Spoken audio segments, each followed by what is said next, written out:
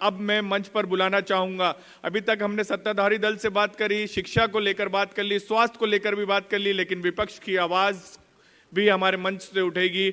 और मैं मंच पर बुलाना चाहूंगा अमित द्विवेदी सर को, प्रदेश सचिव हैं कांग्रेस के, उनको बुलाना चाहूंगा। इसके अलावा राम शिरोमणि सहवाल, पिछड़ा वर्ग उपाध्यक्ष है कांग्रेस, प्रदेश कांग्रेस के, उनको भी मंच पर बुलाना चाहूंगा।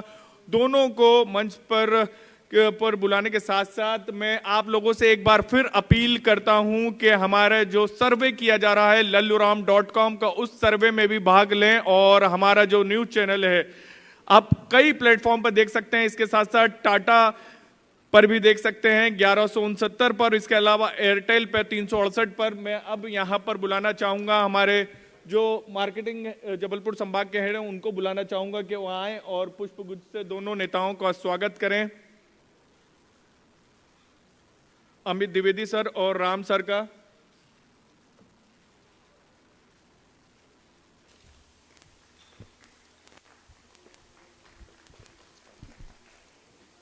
बहुत बहुत धन्यवाद आप दोनों का sir, Amit sir, Ram sir.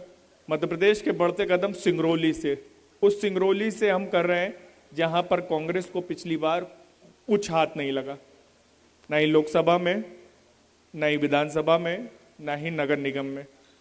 ऐसा क्या हो गया, यहां से कई नेता रहे, अर्जुन सिंह जैसे, तिवारी सर जैसे बड़े दिग्गज नेता रहे, लेकिन आज ऐसा लग रहा है कि कांग्रेस यहां पर रिक्त होती जा रही है।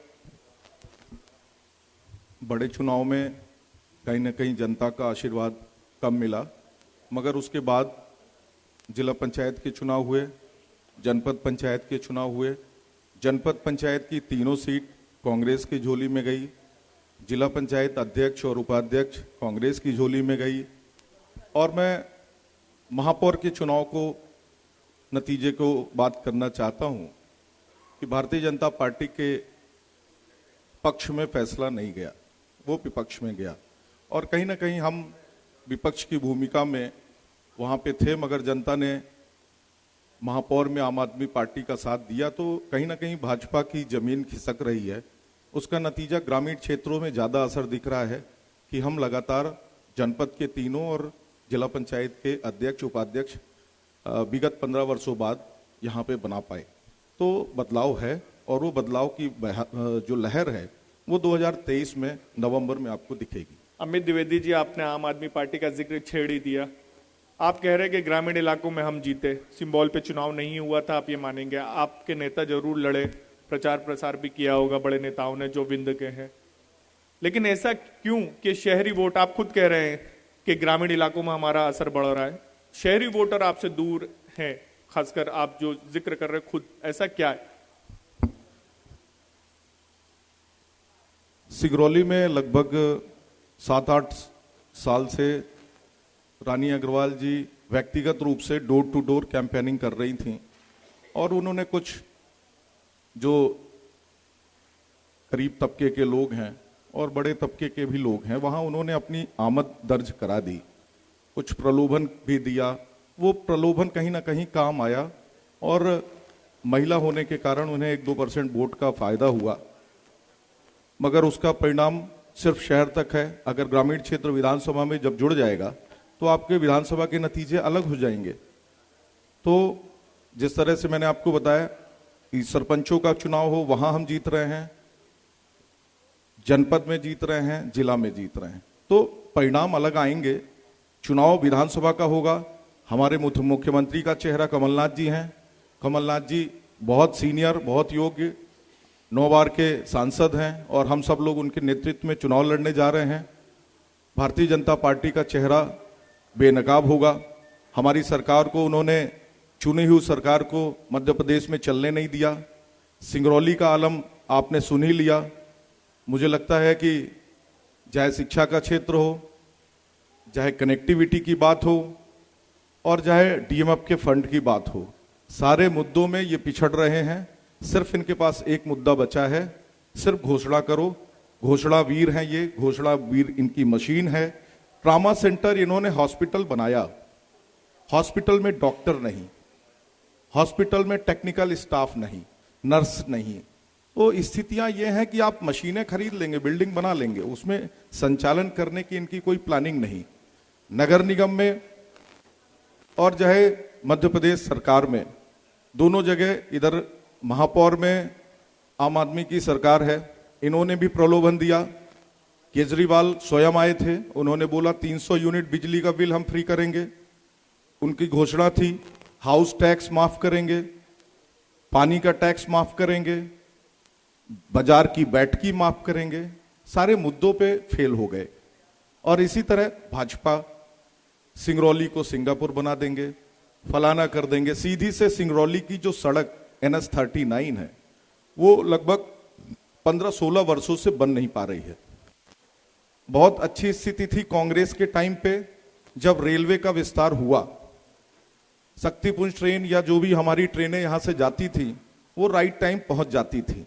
आज भोपाल अगर आपको जाना हो, भोपाल की ट्रेनें 10-10 घंटे लेट चल रही हैं। क्यों लेट चल रही हैं? उसके पीछे कारण अडानी का यहां से कोयले का निकासी। ट्रेन में कोयला ले जाना जरूरी है, पैसेंजर को जाना जरूरी नहीं है। ये भारतीय जनता पार्टी की देन है। और मैं ये भी आरोप लगाना चाहता हूं कि एयर स्ट्रिप हमारे यहां हवाई अड्डा कमलनाथ जी के समय में घोषणा की गई, उसका टेंडरिंग करा दिया गया। टेंडर भी रीवा के एक संविदाकार को मिला, मगर सरकार जब भाजपा की आती है तो उसे एयर स्ट्रिप में बदल दिया जाता है। तो हमारे यहां कनेक्टिविटी का कोई रास्ता नहीं। राम सहवाल सर, पिछले विधानसभा चुनाव की बात करें तो कांग्रेस के बागी ने ही कांग्रेस को निपटा दिया था इस सीट पर। कैसे रोकेंगे गुटबाजी को, खेमेबाजी को, जिसके कारण आप लोग हर बार चुनाव हार जाते हैं? सबसे पहले तो मैं आपको इस चैनल के माध्यम से सभी को मैं धन्यवाद देना चाहता हूं। आज कांग्रेस में कोई गुटबाजी नहीं है। अगर गुटबाजी की बात कही जाए तो सबसे ज्यादा गुटबाजी तो भारतीय जनता पार्टी में है।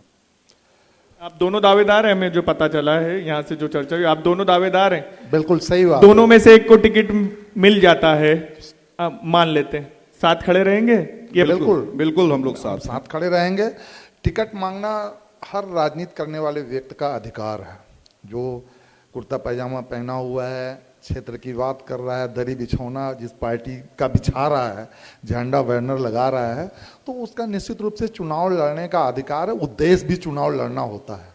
टिकट मांगना सबका राइट है, पर टिकट मिलने के बाद पार्टी जिसको प्रत्याशी बनाती है उसको जिताना भी उसका कर्तव्य है। तो हम सब लोग इस तरह के नेता हैं। लगातार मैं कांग्रेस पार्टी में 38 वर्षों से काम करते हुए आ रहा हूँ। स्वर्गीय कुमार अर्जुन सिंह जी के हाथों से मैंने सदस्यता ली है। तब से पार्टी के कई प्रत्याशी आए हैं, लेकिन कभी किसी ने ये नहीं देखा होगा कि मैं पार्टी के खिलाफ जाके प्रचार किया हूँ या दुष्प्रचार किया हूँ या किसी को हराने का काम किया है। ये अलग बात है कि मैं अपने प्रत्याशी को काबिल साबित करने में असफल रहा हूँ। ये हमारी कमजोरी रही है। जैसा चाहे वो महापौर की चुनाव की बात हो, चाहे विधानसभा के चुनाव की बात हो, या लगातार हमारी कांग्रेस पार्टी जो हारते हुए आ रही है।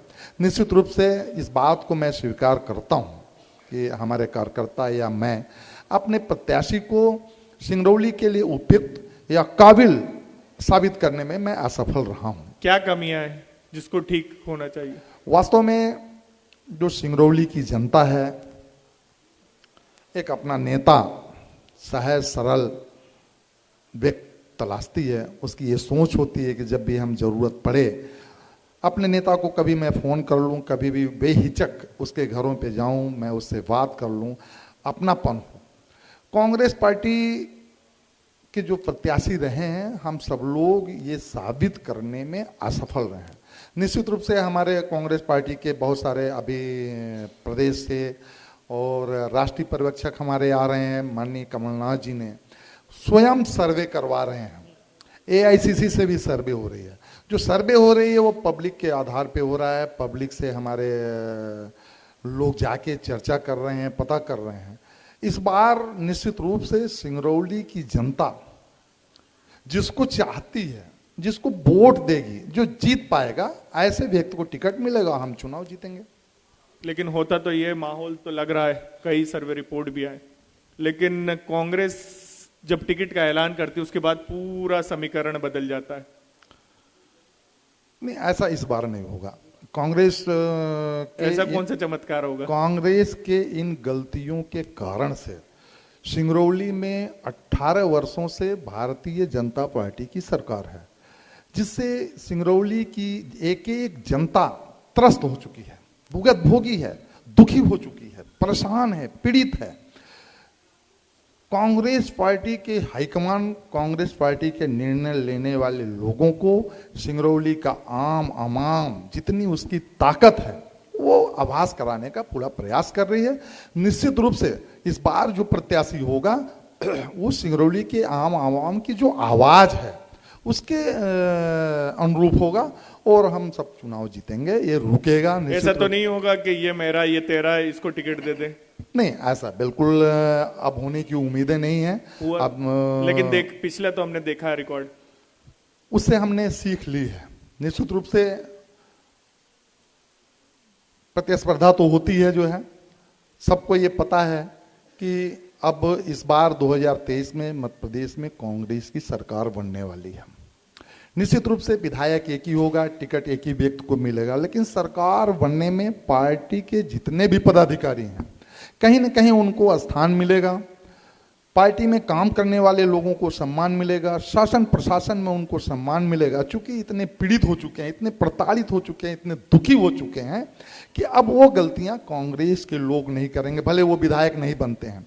पर कांग्रेस पार्टी की यदि मध्य प्रदेश में सरकार बनती है तो कांग्रेस पार्टी का एक एक झंडा बैनर लगाने वाला व्यक्ति, जिंदाबाद बोलने वाले हर व्यक्ति को सम्मान मिलेगा, अधिकार मिलेगा। इसलिए वो ऐसी गलतियां जो कांग्रेस पार्टी का संस्कारिक कार्यकर्ता है, जो कांग्रेस पार्टी के इतिहास को जानता है, कांग्रेस पार्टी के बैलास को जानता है, जो कांग्रेस पार्टी से जुड़ा हुआ व्यक्ति है, वो निश्चित रूप से ऐसी कोई गलती आप नहीं कह रहे हैं कि नीचे जमीन पर इस बार कांग्रेस मजबूत है, लेकिन बड़े नेताओं की बात करें वो एकजुट हैं।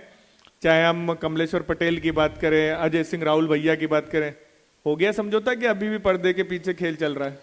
निश्चित रूप से अमित जी, देखिए, समझौता सब लोग अपनी सीटों के लिए प्रयास कर रहे हैं। जब चाहे अजय सिंह राहुल भैया हों, जब उनको जरूरत पड़ती है या वो फोन करते हैं, कमलेश्वर जी उनके क्षेत्र में जाते हैं, जब कमलेश्वर जी को जरूरत पड़ती है। देखने को मिल रहा है, पिछली बार नहीं देखने को मिला था। लेकिन ऐसा नहीं, पिछले बार भी जनता ने हमें जनादेश दिया था। ठीक है, विंध्य में थोड़ी सीटें कम आई, नहीं तो सरकार न गिरती। और सरकार, जनता जिसके साथ है, हाँ, कांग्रेस उसके साथ थी, मतलब जनता ने वोट दिया है। अब भाजपा ने पैसे देके, प्रलोभन देके सरकार गिरा दी। 5 साल हमें चलने देते। विंध्य की जनता ने आपका साथ क्यों नहीं दिया? विंध्य की जनता के अलग मुद्दे थे, क्योंकि विंध्य में भारतीय जनता पार्टी ने ज्यादा इंटरेस्ट लिया, ज्यादा प्रयास किया, हम लोगों ने भी किया, मगर जनता उनके साथ है। इस बार के नतीजे आप सर्वे में आप देख रहे हैं, हमारे साथ रहेगी बिल्कुल 100%। बड़े नेताओं में एक एक नेता, एक छोटे से लेके एक बड़ा नेता, सारे लोग साथ में हैं। कांग्रेस में जैसे हम लोग यहाँ पे 10 लोग टिकट मांग रहे हैं, किसी भी एक व्यक्ति को टिकट मिलेगा, सारे के सारे लोग एक साथ हम लोग प्रचार तो नहीं कि 9 घर बैठ जाएंगे फिर एक ही व्यक्ति प्रचार करेगा। कोई स्थिति नहीं रहेगी। ये स्थिति भारतीय जनता पार्टी में है। आपने अभी देखा होगा सागर में भूपेंद्र सिंह जी की बात आपको याद होगी, या गोपाल भार्गव जी की बात याद होगी, गोविंद राजपूत वहां लड़ रहे हैं। तो भारतीय जनता पार्टी में लड़ाई चल रही है, वो पूरी जनता देख रही है, अखबारों में भी आ रहा है। हम लोगों के यहाँ कोई लड़ाई नहीं चल रही है। हमारा मुख्यमंत्री क्लियर है, कमलनाथ जी हमारे मुख्यमंत्री होंगे और भारतीय जनता पार्टी के क्षेत्र में मुख्यमंत्री की दौड़ चल रही है। लाडली बहना का किस तरीके से काउंटर करेंगे, क्योंकि जमीन पर काफी असर देखने को मिल रहा है। हम लोगों से चर्चा करते तो लग रहा है उसका असर हुआ है, जब अकाउंट में 1000 गए उसके बाद, और अब तो 3000 का ऐलान कर चुके हैं मुख्यमंत्री जी। देखिए, अभी जबलपुर में प्रियंका गांधी जी आई थी, उन्होंने शंखनाद कर दिया है। 5 गारंटी लेके हम लोग आ रहे हैं। जो गारंटी हमारी है, 500 रुपए में गैस सिलेंडर, 1500 रुपए में प्रत्येक नारी को सम्मान योजना की राशि के साथ साथ बिजली का बिल 100 यूनिट टोटल माफ, 200 यूनिट हाफ, साथ में किसानों के कर्जे 2 लाख रुपए के कर्जे हम लोग माफ करेंगे, जो कमलनाथ जी ने पहले भी किए थे। पुरानी पेंशन योजना मध्य प्रदेश में घोषणा बस नहीं हुई है, आप चलिए कर्नाटका, वहां ये लागू हो गया, आप चलिए हिमाचल, वहां ये लागू हो गया। लेकिन सर सवाल यह है कि आप जीतेंगे तो लागू करेंगे, यहां लागू हो चुका उसका कैसे काउंटर करेंगे? जनता को कैसे बताएंगे कि 1,000 रुपए दिए जा रहे हैं और 3,000 तक के दे दिए जाएंगे? उसका कैसे काउंटर करेंगे? आप अपनी तरफ आकर्षित कैसे करेंगे वोटर, खासकर महिला वर्ग की बात की जाए? सर, हम लोग मध्य प्रदेश से हम लोग हर विधानसभाओं को टारगेट मिला है, हम लोग के पूरे पदाधिकारी काम कर रहे हैं। जो टारगेट था उस टारगेट से हम लोग ऊपर चल रहे हैं। हम लोगों ने टारगेट अचीव कर लिया। हम लोग गांव गांव गली गली घूम रहे हैं। हमारी 15 कमेटी सिंगरौली विधानसभा में घूम रही है और हम लोग 50,000 से ऊपर महिलाओं तक अपनी रीच बना चुके हैं, उनके फॉर्म भरा चुके हैं, उनके मोबाइल नंबर, आधार कार्ड, और उनको कन्वेंस कर चुके हैं। जब कोई कन्वेंस होता है तभी साइन करता है, तभी आधार कार्ड देता है। और उतने सारे मिस्ड कॉल हमारे कमलनाथ जी के द्वारा दिए गए टोल फ्री नंबर पे किए जा चुके हैं। इसका आंकड़ा थोड़े दिन बाद आपको मिल जाएगा। इस बात का ये द्योतक है कि महिलाओं का जो आकर्षण है वो हमारी योजनाओं के प्रति आ रहा है। चूंकि भारतीय जनता पार्टी ने बोला क्या था, 15 लाख दे देंगे, अच्छे दिन ला देंगे, महंगाई कम कर देंगे, ब्लैक मनी ला देंगे। इतनी ब्लैक मनी आ जाएगी, वो रामदेव बाबा का भी याद आता है। वो उनकी आंख चलती थी, भटर भटर आंखें बंद होती थी और बोलते थे 15, इतना ब्लैक मनी आएगा, पूरे देश को 15-15 लाख रुपए महिलाओं के खाते में चला जाएगा। हुआ सब उल्टा। राम सर, आखिरी सवाल रहेगा आपसे। विंध्य की बात की जा रही है, विंध्य को लेकर अलग राज्य की भी मांग की जा रही है। इस वक्त सबका केंद्र इस वक्त विंध्य पर ही टिका हुआ है, क्योंकि तो सर्वे रिपोर्ट आ रही है वो थोड़ी सी आप लोगों को एज दे रहा। लेकिन आप कितना समर्थन करते हैं विंध्य प्रदेश की जो मांग उठ रही है? बीजेपी के विधायक ही कर रहे हैं, लेकिन वो कितना आप लोग समर्थन करते हैं और उसको लेकर क्या रणनीति रहे? क्योंकि उनकी देखते भी हैं जनसभा में लोग भी उमड़ रहे हैं, समर्थन भी सोशल मीडिया पर हम देखते हैं कि उनको काफी मिल रहा है। तो इसका काउंटर कैसे किया जाएगा? अभी हमारे यहाँ तो ऐसा कोई विचार नहीं है। देखिए, हमारे शीर्षक नेता हैं अभी मध्य प्रदेश कांग्रेस कमेटी के जो प्रदेश अध्यक्ष हैं माननीय कमलनाथ जी हैं, और वो हम सब के नेता हैं। उनके नेतृत्व में ही हम सब लोग चुनाव लड़ेंगे। हमारे जो मांग पत्र हैं पूरे प्रदेश के लिए वो माननीय कमलनाथ जी के नेतृत्व में बन रहा। अलग अलग शब्दें अलग अलग जगहों पे हम सब लोग बोलकर ये नहीं साबित करना चाहते कि हमारे अंदर मतभेद है। हम सब लोग कमलनाथ जी के साथ में हैं। कमलनाथ जी का जैसा निर्णय होगा वो हम सब उनके साथ रहेंगे। बहुत बहुत धन्यवाद राम सर और अमित सर, आप दोनों का। और अब मैं मंच पर बुलाना चाहूंगा हमारे मध्य प्रदेश न्यूज 24 मध्य प्रदेश छत्तीसगढ़ के resident editor Sudhir Dandotiya sir, और इसके अलावा बात की जाए तो न्यूज 24 मध्य प्रदेश छत्तीसगढ़ के सेल्स हेड अनुज तिवारी सर को, दोनों आए और कांग्रेस के दोनों नेताओं को मेमेंटो देकर यहां पर धन्यवाद ज्ञापित करें। और अब मैं बुलाना चाहूंगा मंच पर स्वागत के बाद, क्योंकि अब चर्चा होगी बीजेपी के नेताओं से। फिर से संजीव अग्रवाल सर को मैं मंच पर बुलाना चाहूंगा। और बात की जाए तो संजीव अग्रवाल के बारे में बता दें तो इन्होंने राम जन्मभूमि को लेकर भी आंदोलन चलाया। इसके अलावा संस्कार भारती के जिला सिंगरौली के अध्यक्ष भी रहे, रेलवे सलाहकार समिति में भी रहे, उनके सदस्य रहे, और कई अलग अलग कार्यक्रमों में वो सहभागी बनते रहे जो समाज से जुड़े हुए रहे हैं। मैं संजीव अग्रवाल सर को मंच पर बुलाना चाहूंगा, काफी देर से इंतजार भी कर रहे थे वो, और अब उनसे संजीव अग्रवाल से चर्चा को आगे बढ़ाएंगे और बातचीत की जाएगी। अब तक बात की जाए तो हमने समाज सेवी, इसके साथ साथ स्वास्थ्य, शिक्षा, जो महत्वपूर्ण सिंगरौली के जनप्रतिनिधि हैं, सबसे बातचीत करी।